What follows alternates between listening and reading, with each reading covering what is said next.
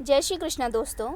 आज हम भगवत गीता के अध्याय 1 के श्लोक 2 से 6 तक के श्लोकों का अध्ययन करेंगे और उनसे कुछ नया सीखने की कोशिश करेंगे। जब श्लोक 1 में धृतराष्ट्र संजय से प्रश्न करते हैं कि कुरुक्षेत्र की युद्ध भूमि में क्या चल रहा है, तो श्लोक 2 में संजय जवाब देते हैं। संजय उवाच दृष्ट्वा तो पांडवानीकं व्यूढ़ं दुर्योधनस्तथा आचार्यमुपसंगम्य राजा वचनम ब्रवीत। संजय ने कहा, हे राजन, दृष्ट्वा तो पांडवानीकम, पांडवों की सेना की व्यूह रचना देखकर दुर्योधनस्तथा राजा दुर्योधन आचार्यमुपसंगम्य अपने गुरु द्रोणाचार्य के पास जाकर वचनम ब्रवीत इस प्रकार बोले। संजय कहते हैं कि आचार्य द्रोणाचार्य के पास जाकर दुर्योधन कुछ कहते हैं। धृतराष्ट्र यह सुनिश्चित करना चाहते थे कि उनके पुत्र युद्ध करने के लिए अपने कर्तव्य का निर्वहन कर रहे हैं या नहीं। जब संजय उनका मर्म समझ जाते हैं कि धृतराष्ट्र क्या पूछना चाहते हैं, तो वो कहते हैं कि पांडवों की सेना पूरी तरीके से लड़ने के लिए तैयार है, पूरी तरीके से सुव्यवस्थित व्यूह रचना में खड़ी है। और फिर चर्चा का विषय बदलते हुए वो कहते हैं कि दुर्योधन क्या कर रहा है। धृतराष्ट्र का सबसे बड़ा पुत्र दुर्योधन था। वह बहुत ही कठोर, निर्दयी और दुष्ट प्रवृत्ति का था। पिता जन्म से अंधे थे, तो शुरुआत से ही हस्तिनापुर की सत्ता पर व्यवहारिक रूप से उसी का हाथ था। पांडवों से वह बचपन से ही ईर्ष्या और शत्रुता का वैर रखता था। वह नहीं चाहता था कि हस्तिनापुर पर उसके अलावा पांडवों का भी अधिकार हो। वह उन्हें इंच मात्र भी जगह नहीं देना चाहता था, जबकि हस्तिनापुर पर पांडवों का लीगली राइट था। लेकिन जब उसे विश्वास था कि पांडव इतनी बड़ी सेना एकत्रित नहीं कर पाएंगे, क्योंकि श्री कृष्ण की नारायणी भी सेना भी दुर्योधन ने रख ली थी। उसके अलावा जितने भी महान सेना नायक पितामह भीष्म, गुरु द्रोणाचार्य उसी की सेना में थे। लेकिन जब वह पांडवों की इतनी बड़ी सेना देखता है, तो उसके मन में कहीं ना कहीं एक व्याकुलता, एक भय पैदा हो जाता है। और इसी भय के साथ वो गुरु द्रोणाचार्य के पास जाता है। इसी मानसिक स्थिति में वह गुरु द्रोणाचार्य के पास पहुंचा।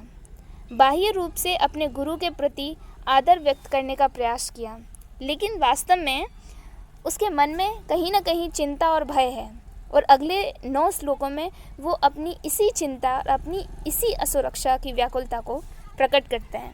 तो क्या कहता है दुर्योधन? दुर्योधन कहता है, पश्चेताम पांडुपुत्राणामाचार्य महतीं चमूं व्यूढ़ं द्रुपद पुत्रेण तव शिष्येण धीमता। दुर्योधन कहता है, पूज्य आचार्य, पश्चेताम पांडुपुत्राणां, अपने पांडु के पुत्रों की विशाल सेना का अवलोकन तो करें। पश्चेताम यानी देखें तो सही। महतीं चमूं व्यूढ़ं द्रुपद पुत्रेण तव शिष्येण धीमताम, जिसको आपके द्वारा प्रशिक्षित बुद्धिमान शिष्य द्रुपद के पुत्र ने कुशलतापूर्वक सुव्यवस्थित किया है।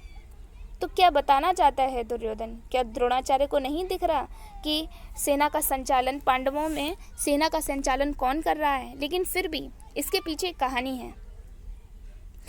दुर्योधन एक कुटिल राजनीतिज्ञ के रूप में अपने सेनापति गुरु द्रोणाचार्य को उनने अतीत की भूल का स्मरण कराना चाहता है। कहानी इस तरह होती है कि द्रोणाचार्य और द्रुपद बचपन के ही मित्र थे। बहुत दिनों बाद जब द्रोणाचार्य द्रुपद से मिलने जाते हैं, तो राजा द्रुपद को उनका राज सिंहासन मिला था। तो उस राज सिंहासन के मोह में, उस राज सिंहासन के अहंकार में वो गुरु द्रोणाचार्य का बहुत अपमान करते हैं। और इसी अपमान का बदला लेने के लिए गुरु द्रोणाचार्य गुरु दक्षिणा के रूप में पांडवों और कौरवों से राजा द्रुपद को बंदी बनाने का आदेश देते हैं। तो पांडव तो गुरु राजा द्रुपद को बंदी बना लाते हैं और इस तरीके से गुरु द्रोणाचार्य उनसे अपने अपमान का बदला लेते हैं। लेकिन इस तरीके से राजा द्रुपद के मन में गुरु द्रोणाचार्य से बदले की भावना पैदा हो जाती है और वो एक यज्ञ करते हैं, जिसमें वो कहते हैं कि हे भगवान, मुझे एक ऐसा पुत्र प्रदान कीजिए जो द्रोणाचार्य का वध कर सके।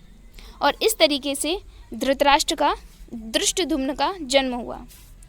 द्रोणाचार्य जानते थे भली भांति कि धृष्टद्युम्न उनके वध के लिए पैदा हुआ है, लेकिन फिर भी जब द्रुपद अपने पुत्र को टीचिंग्स देने के लिए, शिक्षा देने के लिए, सैन्य शिक्षा देने के लिए, क्योंकि उस समय राजा गुरु द्रोणाचार्य एक बहुत बड़े अच्छे टीचर थे मिलिट्री में, तो उनके पास दिया जाता है तो गुरु द्रोणाचार्य मना नहीं करते। वे उदारतापूर्वक बिना किसी भेदभाव के उसे अस्त्र शस्त्र में निपुण बनाते हैं। और वही धृष्टद्युम्न अब महाभारत के युद्ध में पांडवों की सेना का प्रधान सेनापति बनकर युद्ध की व्यूह रचना कर रहा था।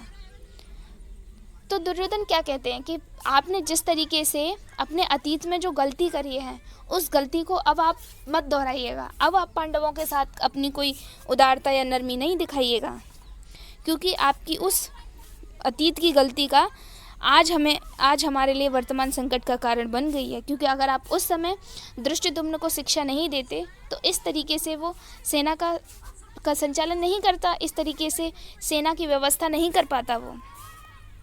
तो ये क्या बताता है? दुर्योधन को भय को बताता है।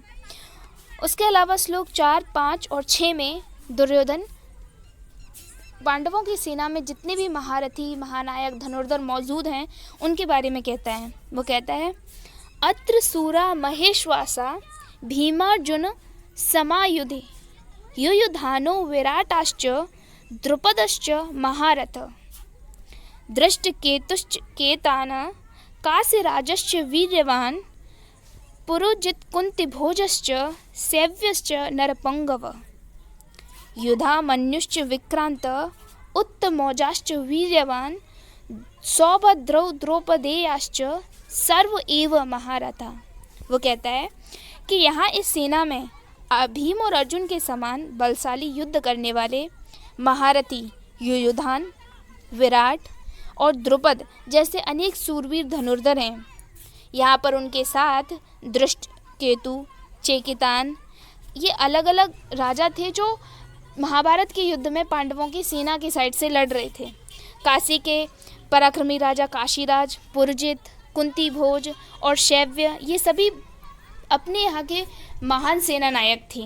इनकी सेना में यदामन्यु, सूरवीर, उत्तमौजा और सुभद्रा और द्रौपदी के पुत्र भी शामिल थे, जो निश्चय ही महाशक्तिशाली योद्धा हैं। संकट और भय से ग्रस्त दुर्योधन को पांडवों की सेना वास्तविकता से कहीं अधिक और विशाल सुदृढ़ होने लगी थी, जबकि उसकी तरफ तो पितामह भीष्म थे जिन्हें इच्छा मृत्यु का वरदान प्राप्त है। गुरु द्रोणाचार्य थे जिन्हीं के शिष्य पांचों पांडव और सभी कौरवों ने शिक्षा प्राप्त की है, लेकिन फिर भी उसे भय है और उसे संकट है। और इसी भय और संकट से ग्रस्त दुर्योधन को पांडवों की सेना वास्तविकता से कहीं अधिक विशाल और सुदृढ़ प्रतीत होने लगी। और अपनी इसी चिंता को प्रकट करते हुए उसने कहा कि पांडवों की सेना में तो ऐसे महारथी उपस्थित हैं जो अकेले ही 10,000 योद्धाओं से युद्ध करने की क्षमता रखते हैं।